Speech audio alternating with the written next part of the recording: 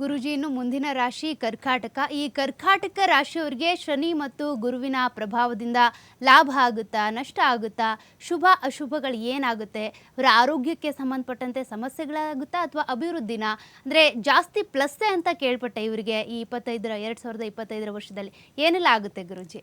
ಖಂಡಿತ ನೀವು ಹೇಳಿದ್ದು ನಿಜನೇ. ಯಾಕಂತ ಹೇಳಿದ್ರೆ 2025 ಮಾರ್ಚ್ ತಿಂಗಳಲ್ಲಿ ಇವರಿಗೆ ಅಷ್ಟಮ ಶನಿ ಮುಗೀತಾ ಇದೆ. ಅಷ್ಟಮ ಶನಿ ಮುಗೀತು ಅಂದರೆ ಸ್ವಲ್ಪ ಶನಿ ಪ್ರಭಾವ ಕರ್ಮಕಾರಕ ಅಂತ ಹೇಳಿದೆ. ಅಷ್ಟ ಕಷ್ಟಗಳನ್ನು ಎದುರಿಸ್ತಾ ಇರ್ತಾರೆ. ಗುರುಬಲ ಇದೆ ಅವರಿಗೆ, ಏನು ಪ್ರಾಬ್ಲಮ್ ಇಲ್ಲ. ಈಗ ಪ್ರಸ್ತುತ ಮೇವರೆಗೂ ಗುರುಬಲ ಇದೆ, ಏನು ಸಮಸ್ಯೆ ಇಲ್ಲ 11ನೇ ಮನೆವರೆಗೂ. ಆದರೆ ಅಷ್ಟೇ ಖರ್ಚುಗಳು ಜಾಸ್ತಿ ಆಗ್ತಾ ಇತ್ತು. ಮತ್ತು ಅದ್ರ ಜೊತೆಗೆ ಅಷ್ಟಮ ಶನಿ ಪ್ರಭಾವ. ಅಷ್ಟಮ ಶನಿ ಅಂತ ಹೇಳಿದ್ರೆ ಈಗ ಆಗಿಬಿಡುತ್ತೆ ಕೆಲಸ, ಆಗೋಗ್ಬಿಡೋದಿಲ್ಲ. ಇವತ್ತಾಗೋ ಕೆಲಸ ನಾಳೆ, ನಾಳಿದ್ದು ಆ ಥರ ಹೇಳ್ಕೊಂಡು ಹೋಗುವಂಥದ್ದು ಇರುತ್ತೆ. ಅಷ್ಟಮ ಶನಿ ಮುಕ್ತಾಯ ಆಯಿತು ಅಂತ ಹೇಳಿದ್ರೆ ಉತ್ತಮ ಫಲ ನಿರೀಕ್ಷೆ ಮಾಡಬಹುದು. ಮತ್ತು ಅದ್ರ ಜೊತೆಗೆ ಕೆಲಸ ಕಾರ್ಯಗಳಲ್ಲಿ ಅನುಕೂಲ, ವಿದೇಶಕ್ಕೆ ಸಂಬಂಧಪಟ್ಟಂಥ ಕೆಲಸ ಕಾರ್ಯಗಳಲ್ಲಿ ಹೆಚ್ಚು ಲಾಭವನ್ನು ನಿರೀಕ್ಷೆ ಮಾಡಬಹುದಾಗಿದೆ.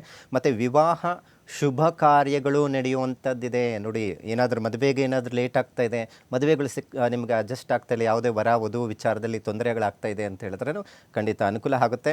ಇನ್ನು ರಾಹುಕೇತು ಸಂಕ್ರಮಣ ಅಂದರೆ ಬದಲಾವಣೆ ವಿಚಾರದಲ್ಲಿ ಏನಾದರೂ ಫಲಾನುಫಲಗಳಂತ ನಾವು ನೋಡಿದಾಗ ಖರ್ಚುಗಳು ಹೆಚ್ಚಾಗುವಂಥದ್ದು ಇರುತ್ತೆ. ಯಾಕಂದರೆ ಮದುವೆ ಇಂಥದ್ದೆಲ್ಲ ಬಂದಾಗ ಸೆಟ್ಟಾದಾಗ ಖರ್ಚುಗಳು ಆಟೋಮೆಟಿಕ್ಕಾಗಿ ಬರ್ತಾ ಇರುತ್ತೆ. ಸೊ ಅದೊಂದು ವೃತ್ತಿ ಜೀವನದಲ್ಲಿ ಉತ್ತಮವಾಗಿ ಅಷ್ಟಾಗಿ ಇರೋದಿಲ್ಲ ರಾಹುಕೇತು ಬದಲಾವಣೆಯಿಂದ.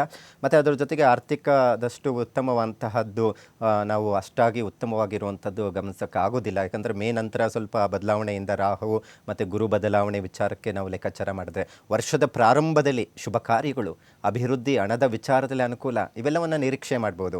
ಆದರೆ ಅಷ್ಟಮ ಶನಿ ಇದೇನು ಬದಲಾವಣೆ ಆಗಿ ಗುರು ಬದಲಾವಣೆ ಆಗುವಂಥ ಸಂದರ್ಭದಲ್ಲಿ ಸ್ವಲ್ಪ ವ್ಯತ್ಯಾಸಗಳು ಕಾಣುವಂಥ ಸಾಧ್ಯತೆ ನಾವು ನೋಡಬಹುದು ಕರ್ಕಾಟಕ ರಾಶಿಯವರಿಗೆ. ಮತ್ತು ಅದರ ಜೊತೆಗೆ ಸಾಲದ ವಿಚಾರದಲ್ಲಿ ಸ್ವಲ್ಪ ಎಚ್ಚರಿಕೆ ಅಗತ್ಯ ಇದೆ. ಮತ್ತು ರಾಹುಕೇತು ಬದಲಾವಣೆ ವಿಚಾರದಲ್ಲಿ ಆ ರೀತಿ ತೊಂದರೆ ಆದರೆ ವಿದ್ಯಾರ್ಥಿಗಳಿಗೂ ಸಹ ಏಳಿಗೆ ಅಷ್ಟಾಗಿ ಇರೋದಿಲ್ಲ.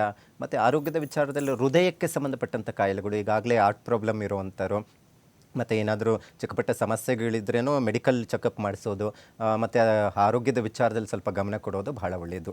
ಇನ್ನು ಪರಿಹಾರ ಅಂತ ನಾವು ನೋಡಿದಾಗ ತಿಂಗಳಿಗೊಮ್ಮೆ ಪೌರ್ಣಮಿ ತಿಥಿ ದಿವಸ ಕಡಲೆಕಾಳು ದಾನ ಮಾಡಿ, ಮತ್ತು ಗುರು ದೇವಸ್ಥಾನಗಳಿಗೆ ಭೇಟಿ ನೀಡಿ. ಯಾಕಂತ ಹೇಳಿದ್ರೆ ಗುರು ಜಾತಕದಲ್ಲಿ 12ನೇ ಮನೆಗೆ ಬರೋದ್ರಿಂದ ಗುರುಬಲ ಅಷ್ಟು ಇರೋದಿಲ್ಲ. ನಮಗೆ ಯಾವಾಗಲೂ ಅಷ್ಟೇ ಗುರುಬಲ ಅಂತ ಬಂದಾಗ ನಮಗೆ ಶುಭ ಕಾರ್ಯಗಳು, ಹೊಸ ಬಿಸ್ನೆಸ್ಸು, ವ್ಯವಹಾರ, ಇದಕ್ಕೆಲ್ಲ ನಮಗೆ ಉತ್ತಮವಾಗಿರುತ್ತೆ.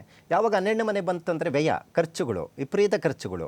ಆದರೆ ಮೇ ತಿಂಗಳವರೆಗೂ ಏನೂ ತಲೆ ಕೆಡಿಸ್ಕೊಳ್ಳೋ ಅಗತ್ಯ ಇಲ್ಲ, ಒಳ್ಳೆಯದೇ ಫಲಗಳು ಕೊಡುತ್ತೆ. ಮೇ ನಂತರನೇ ಬರೋದೇ ಪ್ರಾಬ್ಲಮ್ಸ್, ಹಣದ ಕೊರತೆ, ಕೆಲಸ ಕಾರ್ಯಗಳು ವಿಳಂಬ.